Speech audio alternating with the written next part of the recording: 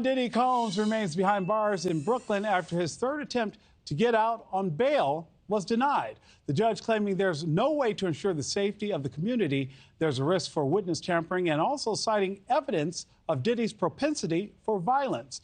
NewsNation senior story editor Paula Froelich joining us live with the scoop. Paula, that was not a good vote of confidence from the judge at all, shutting it down. No, and this is like his third time. He's going to try again. But, you know, I think people often forget, because we all have very, very small memories these days, that his son, Christian King Combs, is also implicated in a sexual assault.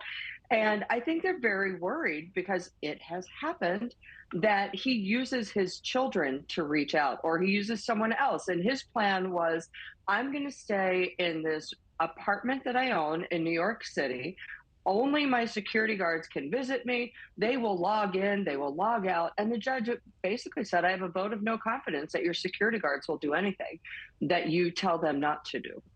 And Paula, clearly the judge feeling this way, looking at the evidence and Mr. Combs' track record. I want to talk to you, Paula, though, and get your take on the Billboard story that we've been covering, too. Billboard has been releasing its list of the greatest pop stars of the 21st century. Okay, we know that. We're used to that. Taylor Swift just took the #2 spot.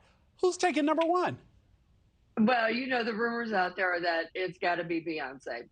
And so, because it's the 21st century, you can say, well, it's really only the last 25 years. And what other pop star beyond Beyonce has done what she's done? I can't think of another one except for, I don't know, Taylor Swift, who came in second.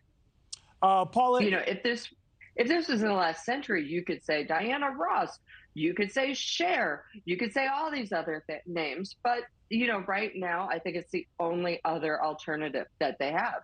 Okay, Paula, you know, I got to ask you this one, and that's the act of us being very mindful, very demure this morning, because as it turns out, demure is dictionary.com's word of the year. How did this become so popular? Well, if you haven't seen it by now, I mean, you must be in a closet. There's this influencer called Jules LeBron, and she was getting ready, and she goes, look at how I'm dressed for work.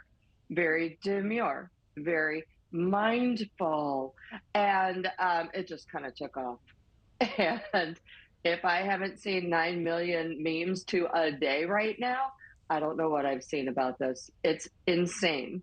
I think people were just like, look at me, I'm demure. I mean, it is Thanksgiving, really. And by the way, I only have one question for you. Yeah. Are you ready for some turkey? I'm ready for some turkey and some football. Paula, when I tell you I cannot wait to get out of here and eat, I've got cousins and friends and everybody cooking. I will stop by just long enough to grab a plate, smile a little bit, and run out of there with all the good stuff. I tell you, love it. Because you know what's better than Turkey Day? Leftover Turkey day. And you know what's even better than that? What? Time with you. NewsNation senior story editor Paula Froelich, thank you so much once again. I love you. Happy Thanksgiving. Looking forward to seeing you soon. Ditto, Nick.